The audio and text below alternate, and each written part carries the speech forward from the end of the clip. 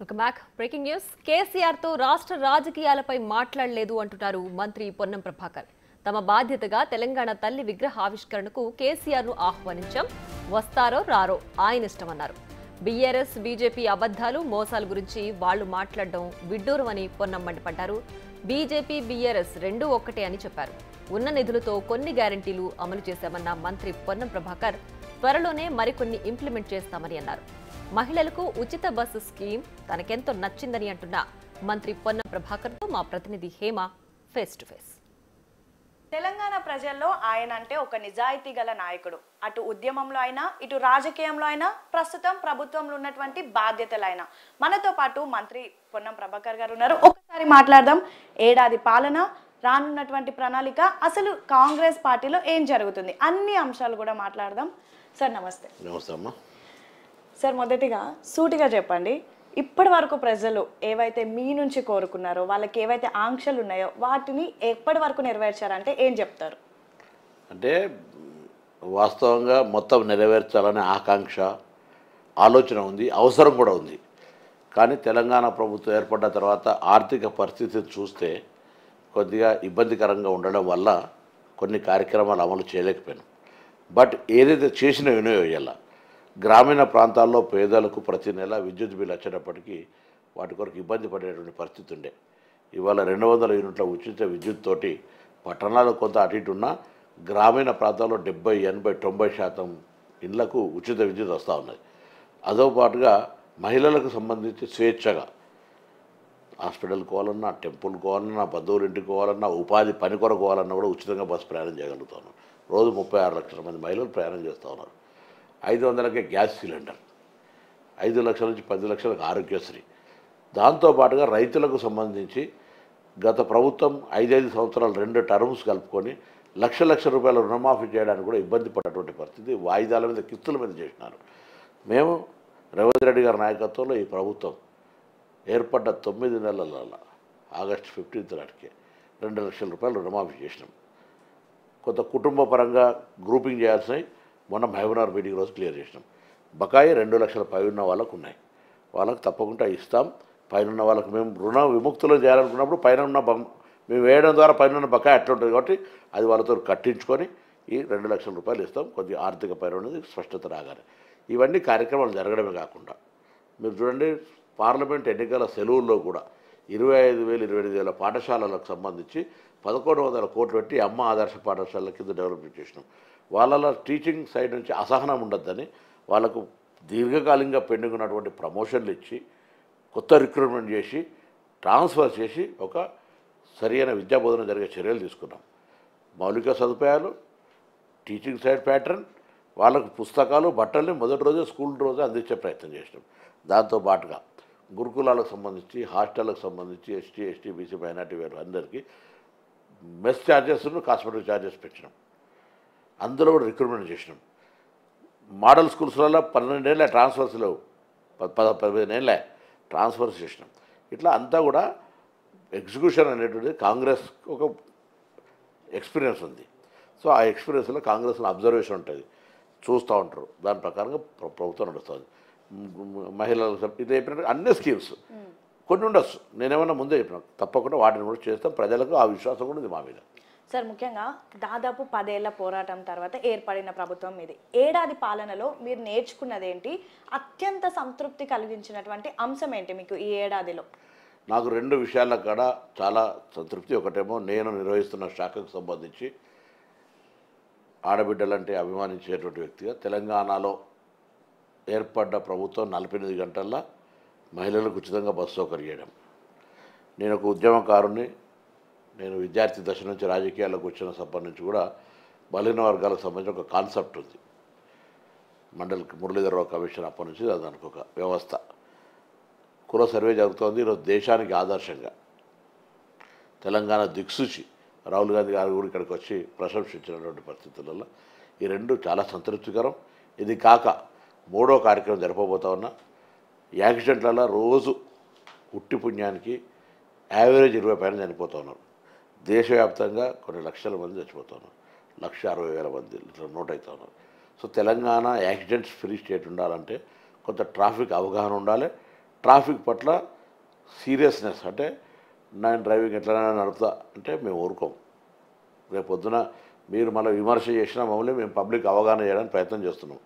కఠినంగా వ్యవహరించబోతా ఉన్నాం. మీ ప్రాణాలను రక్షించుకోండి, నియమ నిబంధనలు పాటించమని చెప్తా ఉన్నాం.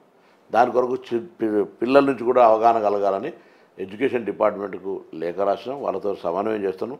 తెలంగాణలో ఉన్న అన్ని పాఠశాలలలో కొంత స్థలంలో యూనిసెఫ్ ఒక మోడల్ ఇచ్చింది. యూనిసెఫ్ వాళ్ళు, నేషనల్ ఆర్గనైజేషన్ వాళ్ళు ఈ road safety awareness parks for children అవన్నీ ఏర్పాటు చేసే ప్రయత్నం చేస్తున్నాం. త్వరలో స్టార్ట్ చేస్తున్నాం. అది కూడా కొన్ని తయారైన, ఇప్పటికే కొన్ని ఐడెంటిఫై అయినాయి. దానివల్ల చిల్డ్రన్స్కు పార్క్ ఒక రవాణా అంటే రూల్ పట్ల ట్రాన్స్పోర్ట్ ఏ విధంగా పాటించాలంటే చిన్నప్పుడు నేర్చుకుంటే దాన్ని డివేట్ గారు. సో అది చాలా పెద్ద ప్రయత్నం చేస్తున్నాం. అది కూడా ఈ తెలంగాణ రాష్ట్రంలో ట్రాఫిక్ను ఈ కొంత ఇబ్బంది లేకుండా చేయగలిగి యాక్సిడెంట్లు నిరోధించగలిగితే అదొక సంతృప్తికరమైన. సార్, ఇంకా మీ హనీమూన్ పీరియడ్ అయిపోయిందని చెప్పుకోవచ్చు. ఎందుకంటే ఇంకా ప్రతిపక్షాలను తిట్టుకుంటూ ఉంటే కుదరదు, ప్రజలు కూడా విసుగు చెందుతున్నారు. అసలు ప్రభుత్వం మీద మీకు అసలు పట్టే రాలేదని ఎన్నో ఆరోపణలు వస్తున్నాయి. దీనిలో నిజం ఎంత? సరే, ఇప్పుడు మేమేమంటున్నామంటే ప్రతిపక్షాలు అధికారం మార్పిడి జరిగిన తర్వాత, అధికారం నుంచి ప్రతిపక్షానికి పోయిన తర్వాత కనీసం ఒక సంవత్సరం అయినా ఆగి ఏం చేసింది ప్రభుత్వం, ఇచ్చింది ఏం చెప్పారని అంటే పర్వాలేకుండే. మొదటి నెల నుంచే ప్రభుత్వాన్ని పెళ్లి శాపనార్థనాలు పెట్టి కూలగొడతాం, ఎట్లా నడుస్తుంది అట్లా అన్నప్పుడు మేము రివర్స్ చెప్పాల్సి వచ్చింది తప్ప మాకు ప్రతిపక్షాన్ని విమర్శించాలనే ఉద్దేశం లేదు. ప్రభుత్వాన్ని నడపడం మా బాధ్యత. సరే, ప్రభుత్వాలు కొంతమంది అధికారులు ఇంకా ఏదైనా అటువంటి పరిస్థితి ఉంటే వాళ్ళు మార్చుకోవాలి. తప్పకుండా ప్రభుత్వం సమర్థవంతంగా మంత్రులు స్వేచ్ఛగా ఎవరి శాఖలలో వాళ్ళు, ఇప్పుడు నా శాఖ ట్రాన్స్పోర్ట్ అండ్ బీసీ వెల్ఫేర్, ఎఫెక్టివ్గా బాగా అన్ని నిర్ణయాలు తీసుకొని ముందుకు తీసుకొస్తాం. అట్లనే మిగతా శాఖలు ఎక్కడైనా ఏదైనా కొంత చిన్న ఇబ్బంది ఉంటే అది ఒక ఫైనాన్షియల్ కారణంగా ఆగి ఉండొచ్చు, లేకపోతే ఇతరత్ర పాలసీ మ్యాటర్ కొంత నిర్ణయం తీసుకునే కాడ ఉండొచ్చు. కానీ తప్పకుండా సమర్థవంతంగా అన్ని కార్యక్రమాలు ముందుకు పోతున్నాయి. ప్రతిపక్షాలు తిట్టడం అంటే తప్పకుండా తక్కువ చేస్తాం. ప్రతిపక్షాలు కూడా ప్రభుత్వానికి సమర్థవంతంగా సలహాలు పనిచేయడానికి తెలంగాణ ప్రయోజనాల కొరకు ఇవ్వాలి. కానప్పుడు విమర్శించే ప్రయత్నం చేయాలి. కానీ వాళ్ళు ఊరికనే ప్రభుత్వాన్ని కూలబడతాం తోసేస్తామంటే ఎవరు చూసి ఊరుకోడు కదా. సార్, ఇప్పుడు 6 గ్యారెంటీలు కాదు 66 మోసాలని మొన్న బీజేపీ ఛార్జ్షీట్ విడుదల చేసింది. దానిపైన మీరు కౌంటర్ ఇచ్చారు. కాసేపటి క్రితం బీఆర్ఎస్ కూడా ఛార్జ్షీట్ విడుదల చేసింది. దీన్ని ఎలా చూస్తారు? ఎందుకు మీరు ఇంత మంచి చేస్తున్నామని చెప్తున్నప్పటికీ ప్రతిపక్షాల నుంచి ఎందుకు మీకు ఇంత నెగిటివిటీ వస్తుంది? నేను ఎలా చూస్తున్నాను కంటే మీకు తెలుసు, బీజేపీ ముందు మాట్లాడింది, అదే లైన్ బీఆర్ఎస్ మాట్లాడింది. ఒకసారి బీఆర్ఎస్ ముందు మాట్లాడుతుంది, అదే లైన్ బీజేపీ మాట్లాడుతుంది. సో ఇద్దరు ఒకటే. దాన్ని మీరు కొత్త మీరు దాంట్లో అనుమానం ఏమున్నది? వాళ్ళు 6 నెంబర్ ఉండొచ్చు, వీళ్ళు ఇంకో నెంబర్ ఇవ్వచ్చు. అసలు బీజేపీ బీఆర్ఎస్ తెలంగాణ ప్రయోజనాల కొరకు 10 సంవత్సరాలుగా ఏం చేశారో చెప్పమంటున్నాం. బీజేపీ కిషన్ రెడ్డి గారు ఇక్కడ నుంచి మంత్రిగా ప్రాతినిధ్యం వహిస్తున్నాడు. ఆయన గతంలో మంత్రి ఉండే, టూరిజం మంత్రి ఉండే, archaeology minister, Hyderabad lakes and racks. ఏం తెచ్చినావు పైసలు చెప్పు? హైదరాబాద్ బ్రాండ్ ఇమేజ్ కొరకు హైదరాబాద్ కాపాడడానికి ఏం తెచ్చినాం? అందుకే తప్పకుండా వాళ్ళు ఎన్ని మాట్లాడినా వాళ్ళు రాజకీయంగా ఇద్దరు స్నేహితులు. మేము ప్రతిపక్షం 2 అనుకుంటలేం, 2 కలిపితే ఒకటే ప్రతిపక్షం అనుకొని మేము కొట్లాడుతున్నాం. ప్రజల్లో వ్యతిరేకత లేనప్పటికీ కూడా కొంచెం అసహనం అయితే ఉంది మీ పైన, ప్రభుత్వం పైన. దీన్ని ఎలా చూస్తారు? మోరోవర్ కొంతమంది లీడర్లు చేస్తున్నటువంటి కామెంట్స్ కూడా మీ ప్రభుత్వానికి కొంచెం చెడ్డ పేరు తెస్తుంది. వాటిని ఎలా చూస్తారు? ఎలా ముందుకు వెళ్తారు? ఇప్పుడు ఎగ్జిక్యూషన్ టైంలో ఎగ్జిక్యూషన్ అయ్యేంతసేపు కొద్దిగా ఇబ్బంది అనిపిస్తుండొచ్చు. అసహనం అనేటువంటిది ఎక్స్పెక్టేషన్స్ 10 సంవత్సరాలుగా ప్రజలు నియంత్రింపబడ్డారు కాబట్టి డెమోక్రసీ వచ్చే వరకు ఓవర్ఫ్లో అవుతుండొచ్చు. అన్నీ సర్దుకుంటాయి. భవిష్యత్తులో ఎటువంటి ఇష్యూస్ రాకుండా గవర్నమెంట్ కూడా కొంత కొత్తగా మీరు అన్నట్టు హనీమూన్ పీరియడ్లో అన్నట్టుగా కొంత అటు ఇటు ప్రజలు కలుసుడు ఇట్లా అట్లా ఉండొచ్చు. ఇప్పుడు నిర్మాణాత్మకంగా రాష్ట్ర ప్రగతి, డిపార్ట్మెంట్ ప్రగతి, దాని యొక్క ప్రజా సమస్యల మీద కేంద్రీకరిస్తాం. అటెన్షన్ డైవర్షన్ కోసమే తెలంగాణ తల్లి విగ్రహం కానివ్వండి, లేదంటే లోగోల్ మార్పులు కానివ్వండి, ఇదంతా చేస్తున్నారు. అసలు అది తెలంగాణ తల్లి కాదు, కాంగ్రెస్ తల్లి అని కేటీఆర్ కానివ్వండి, మీ ఎవరో ఒక తల్లే కదా, తల్లి కూడా కాదనే పరిస్థితి లేరు కదా, మీరు తల్లే కదా. Thank you. సో సార్, మీ ముందు ఉన్నటువంటి ప్రధాన సవాల్ ఏంటంటే జిహెచ్ఎంసీ ఎలక్షన్. దానికి ఎలా ముందుకు వెళ్తున్నారు? లోకల్ బాడీ కానివ్వండి, స్థానిక ఎన్నికలు కానివ్వండి. రాష్ట్రం మొత్తం మీద స్థానిక సంస్థల ఎన్నికలకు మా పార్టీ, మా ప్రభుత్వం సిద్ధంగా ఉంది. జిహెచ్ఎంసీ కూడా ఈసారి ప్రతిష్టాత్మకంగా తీసుకుంటాం. అందుకు సంబంధించి జనవరి నెల నుంచి కార్యాచరణ వార్డుకు ప్రభుత్వ పరిపాలన తీసుకెళ్ళి దానికి సంబంధించిన ఒక కార్యాచరణ తీసుకొని ముందుకు పోతాం. తప్పకుండా జిహెచ్ఎంసీని కైవసం చేసుకొని పోవాలని ప్రయత్నం చేస్తాం. సార్, నిన్న కేసీఆర్ని కలిసారు. ఎట్లా ఏం మాట్లాడారు, ఏమైనా సలహాలు తీసుకున్నారా, వస్తున్నారా ఆయన విగ్రహ ఆవిష్కరణకు కానీ రేపటి నుంచి నేను అసెంబ్లీ ఆహ్వానించడం ప్రభుత్వం పక్షాన, రావడం రాకపోవడం వారి ఇష్టం, మాకు రావాలని కోరుకుంటున్నాం.